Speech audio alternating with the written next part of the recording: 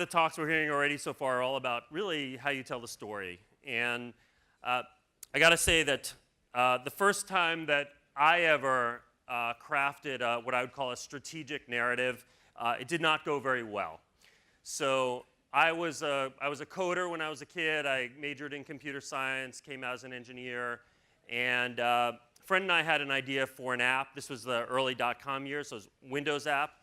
And we thought this could be the basis for a business. And of the two of us, I spoke sort of native English. And so I wrote the business plan. We sent it out to a bunch of VCs. And the reaction was really horrible. And one of them wrote back to me, Andy, I rate every business plan I get on a scale of 1 to 10, and yours is a 1. And then he wrote, in parentheses, worst, in case we thought 1 was the top of his scale. No. And then he wrote something else. He wrote, not a compelling story. And I really did not pay much attention to this until a few weeks later. I'm walking by this Barnes & Noble in New York where I lived, and there's a big sign in the window that says, for anyone who wants to tell a compelling story. Okay, that's me. And then there's an arrow to this pile of books, and it turns out they're screenwriting books.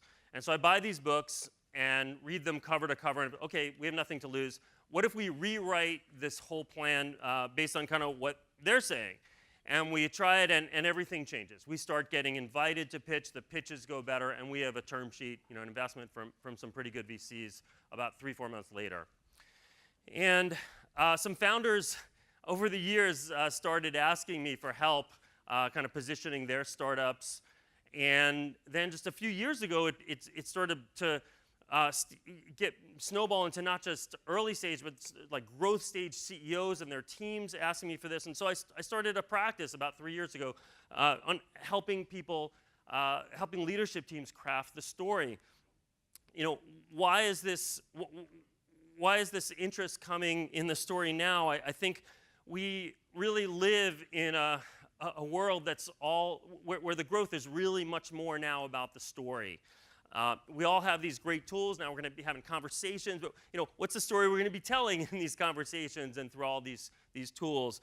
And it's so important now because all of us, I think, whether we are selling marketing technology or making photos of feathers and girls underwater, we're trying to stand out in a sea of alternatives and competitors that kind of look something like this. Even if you are releasing a product that's totally new, that's totally different, the speed of innovation means that the speed that someone can go from idea to feature or product to company means that very, very quickly you're having to answer, well, how is this different from X, Y, and Z? I think it's no accident that around the time I started seeing this kind of interest from larger companies, you start seeing VCs start talking about the importance of the story. This is Bill Gurley of Benchmark, one of the top VCs in Silicon Valley, and he's saying, I'm looking for this storytelling thing, this ability, when I invest, because ultimately it's going to translate into a higher return. Mathematically, I think what he's talking about, if we think about what is growth, really more dollars in per time, then the story impacts all of these variables. We're talking about more opportunities, more great opportunities, more pricing leverage, we're going to win more of those deals. The lowest hanging fruit, I think, for the story is that bottom one. It's the one where I see impact the quickest when I work with teams. It's around shortening this sales cycle, getting people to kind of understand the value faster. But it's not just, as Bill Gurley said, it's not just about sales. It's, if we're talking about growth, we're also talking about, how fast can we recruit great candidates? How many of them can we land? And how quickly can we do that? So we're talking about recruiting velocity too, and the story impacts all that.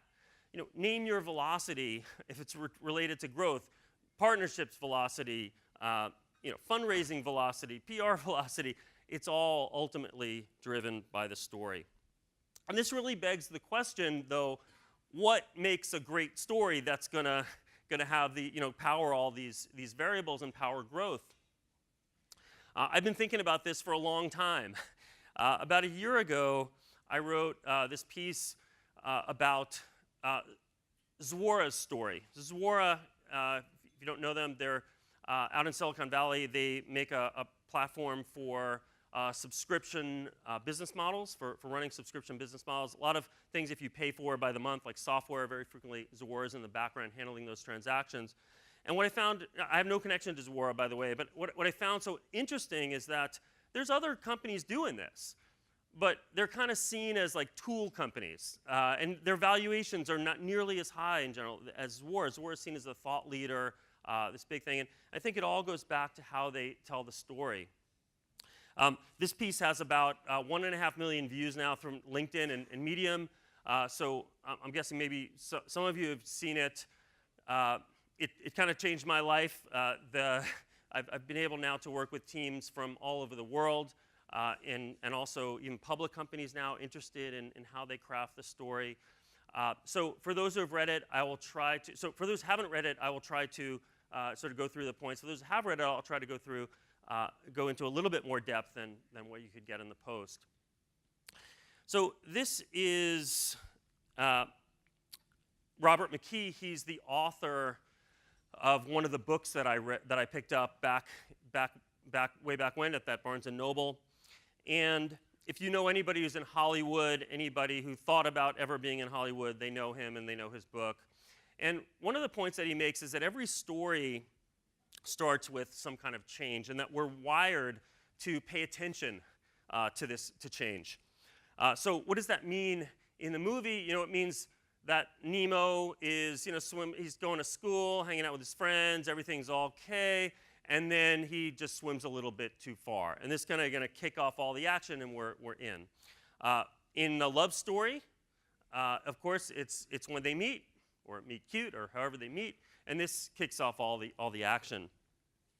And in the same way, Zuora starts off, whether they're doing a sales presentation or you hear their CEO talk in a keynote, they're always talking, they lead with this statement of how the world has changed. They say we're now in this new world called the subscription economy. And they usually spend a little time on this. They explain, well, how did we get here? They talk about this shift from a world where we bought one-off products, cars, DVDs, whatever, to this world where we now have an always-on relationship with the brands, Netflix, Uber. By the way, if you do a slide like this, it's always, the 1970s is always like the bad thing. So it's always like 1970s is horribly backward in all of these slides. They then go on to show that this change that they're talking about, and notice we're not talking about Zuora yet. There's no mention of Zuora. This change is happening whether Zuora exists or not. They go on to explain how this change is affecting all industries, that it's pervasive, having huge impact. And you can imagine how they could use this then to start tailoring the story for those different verticals and personas. The architect of Zuora's story was Judy Lohr. Judy is a VC in Seattle now, but she was early product marketing at Salesforce. And I think it's no accident that Judy and the CEO of Zuora, much of the leadership team, came from Salesforce, because Mark Benioff told what I think is one of the greatest sort of positioning by attaching ourselves to change stories that the business world has ever seen. We're not going to be buying software anymore and maintaining it on our premises. We're going to get it through the web, through the cloud. He does this other thing I call name the enemy, where he's demonizing not competitors by name, but sort of the old world that those competitors represent. I think we saw there's a version of that going on today here. And it's not just company stories. Even when you're pitching ideas, so here's Sheryl Sandberg pitching ideas for how we can get more women into top leadership positions in her very widely viewed TED Talk. And she starts with change. Yes, it's bad, but actually it's getting worse. So starting off with that change to draw us in. And it's the exact same pattern that Elon Musk uses when he launches the Model 3. He says, hey, CO2 concentration, been bad, it just spiked, and now things are getting a lot worse. So first thing I learned is really great stories start off by this change that we associate with. That's going to kick off the story that creates stakes for the people we're talking about, that we're talking to. You may remember in the first Star Wars movie, so R2-D2 shows up and announces the change in the form of this hologram. We see that the Princess Leia has been kidnapped, and that there's this Death Star. And Obi-Wan says to Luke, hey, okay, Luke, by the way, has been bellyaching the whole movie so far about he's bored, he wants to be a pilot, he wants to go have adventures. So Obi-Wan says to him, okay, let's go out into space, you can be a pilot, we're going to have adventures, I'm going to teach you about the Force. Anyone remember what Luke says? He says, I don't, it's late, I gotta go home. Who does this sound like? Your customer. Yeah, I don't know if we got budget for that. And what is going on here, I think what's going on here is that, we talk about selling to pain. But if you think about it, whether it's Luke or the customer, the prospect, they may be bellyaching a little bit, but in the scheme of things, from on the scale of like incredibly happy to like miserably sad, they're kind of okay. And they have some ups and downs, and they kind of see themselves as doing okay, and they see themselves as maybe always doing okay. And it's very hard to sell someone like this. Someone like this is not emotionally engaged in what you're selling. How does Luke decide to eventually go? The Empire attacks his aunt and uncle's house, killing them. Now he realizes that there are stakes, that it's not going to end just okay, that probably he's going to die, but there's also this other chance that maybe he can sort of triumph over the forces of evil and win out. We see Zwara and other companies doing the same thing. So Zwara, they say, hey, because of this change, there's been this mass extinction of companies. And who's thriving now in this new world? Well, in terms of the incumbents, it's the ones who are switching to services or subscription models. In terms of the new kids on the block, well, they're natively subscription. So the next piece is sort of showing that this change creates winners and losers. And we hear a lot of talk about, Mike Toronto said, the story has to be emotional. This is what it means to be emotional, that the audience we're talking to sees the stakes, and they're meaningful to them. But there's one more thing that movies do and that great company stories do, and that is,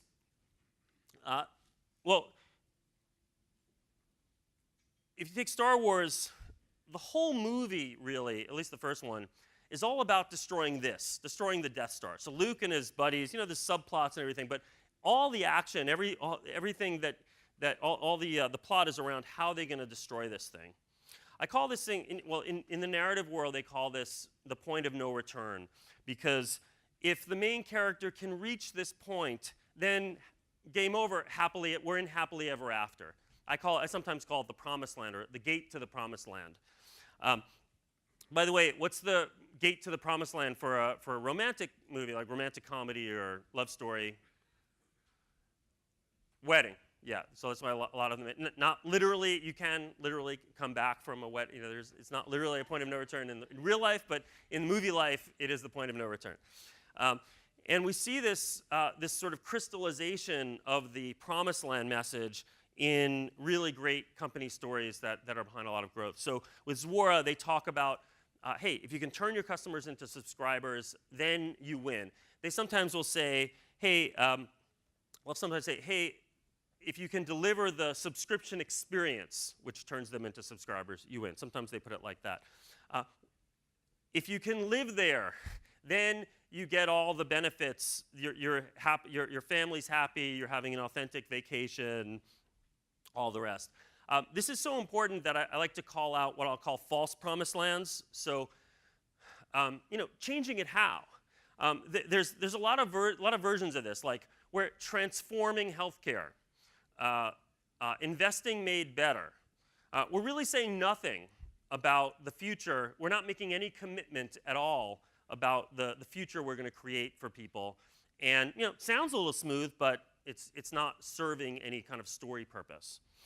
By the way, so that's a bad version. One that I like. So I grew up in Brooklyn, New York, and I live in San Francisco now. And people like me, you live out there long enough, you kind of give up on ever finding great pizza like you grew up with, And there's good pizza, but it's not like we had when I was a kid. But I heard that there was this place that it was like what I had as a kid. And so I went there, and sure enough, it was really good. And so I was there and like the fourth or fifth time I look up at the menu, and I see, wow, right at the top, believe in pizza again. There's this promised land message that the pizza stores, and if they'd asked me, how did we change your life? I think that I would have said something like this, so they've captured it really well. So this last piece is, tease the promised land, meaning whether you're selling, slices or product, state this promised land first as the kind of motivation for it, and then we can get into what we're selling. So I don't know if anyone know this book. It's called Never Split the Difference. It's this negotiation book that's becoming very popular, written by, I'm seeing a few heads shake, written by this former FBI hostage negotiator named Chris Voss. And Voss was the guy in, I think, the mid-aughts to early teens, where if there was a major hostage taking somewhere in the world, some crazy person wants $50 million, or they're going to kill 4 Americans, they send Voss. And it was his job to talk the captor down to some sort of reasonable exchange, and obviously free the hostages. And when he went over the transcripts of all the negotiations they had done over the years, and virtually all of them were successful, he found that there was one point where the captor kind of gave up the demands and became amenable to a deal. It was always when the negotiator would say back to the captor their story. So they'd say, hey, let me see if I have this straight. So your cause is being disrespected in this way, and America is at fault in this way. And if the captor would say, that's right, that's when everything would change. And I think that with Jim Cramer and with the people, whether you're talking to prospects or media or whoever, that it's the same thing is going on. We're looking for this validation that you have the story right. And I would go even further to say that your first job is getting to that's right, and then that you cannot go into any details about what you do, all the features and all this kind of stuff until you get that. So how do you get that? How do you build a story that gets to that's right? I'll share an experience I had with one company recently. So Flux was incubated at Google X, which is the moonshot division of Alphabet. And they raised something over $40 million from DFJ, and Obvious Ventures, a whole bunch of others. And earlier this year, the CEO called me and said, Andy, we've built a great product. We're getting some early traction, but it's just taking too long for people to get what's so great about our platform. It's taking too long for them to understand the story. Can you help? And by the way, I ask usually, what's at stake for you when I set up a team to work on the story at a company? What's at stake for you guys, in telling the story? And he said, hundreds of $millions in our eventual valuation are riding on this. So I asked the team the questions that we've talked about today. What is the change in the world for the people you're targeting? In their case, they're targeting the general contractors, the multinational firms that run the world's largest construction projects. And what's the promised land? What's at stake?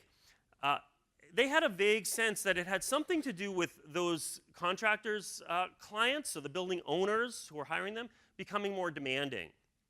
But I like to get it, and others have talked about this already, I like to get it from the mouths of the actual customers. So I arranged some interviews with these senior execs at these very large multinational construction firms. And I asked them, so what is changing in your world that is creating stakes? I asked them this little question, and I just write down what they say.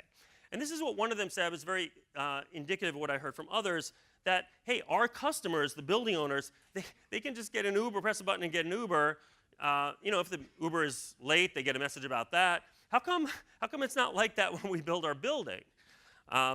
And then I asked them, well, what's at stake in this new world? And I heard things that were very much like this, that, hey, we did 5 huge projects. 4 of them were incredibly profitable. The last one was so many unexpected things happened that basically wiped out our profit for the year. And if we could have a little more predictability, then we could not only be more profitable, we could also bid less and win better projects. And so we turned this into just very, very simple messaging. This promised land message was actually the idea of the CTO of the company. We had lots of sessions talking about it. Predictably great build. We like this idea of the building being the result and also the process. And then the stakes, right from what they were talking about. Of course, when the CEO presents this, he'll sort of talk about the flip side. You don't do this. You're in the race to the bottom of the industry. And we were a little concerned about this, like predictability. It's not that exciting. Are people really going to be, is this really going to resonate with people? But the CEO started taking it out on sales calls, and he reports back, wow, people are getting it in minutes, sometimes seconds, and this predictability thing, they'll just start echoing it and talking about what this means in their life. So, last lesson then, this idea that you really need to get this story from their mouths so that when you're repeating it back to them, so when you're telling the story, you're basically repeating it back to them, and you have a really high chance of getting to that's right. Obviously, Flux and Zwar and others have to do a lot more in telling a story. They have to talk about the features and the products and everything. I don't have time to talk about that here, but one way to think about it is, just like in the movies, this promised land, it's desirable, obviously, but it better be hard to achieve without you. Otherwise, why are you there? And so we know that there's going to be obstacles. And so can we position all of your features, all of your products as kind of overcoming these obstacles? I'll leave you with my favorite observation about this kind of stuff. It comes from Ben Horowitz, partner at Andreessen Horowitz, who says that, the story, he said, one of the things he says is that a lot of people make this mistake that the story is just marketing. But if your point of view is this, then the story is about everything. I used to think it was like you made this great product, and then the story was like a wrapping paper that you kind of put around it to make it like attractive. And he's saying, no, the story is really the main thing, and the product and everything else is kind of maybe props, very important props for making the story come true. And I know it's a really interesting way to look at the world, and I've been really fortunate that there's a lot of people who are starting to see the world that way that I've been able to work with. I like to write about this stuff. I have entire articles all about just the promised land or the stakes on LinkedIn, so I invite you to connect with me there and investigate more of this stuff. And if you try any of this stuff out, let me know how it goes. I'd love to hear. Thank you.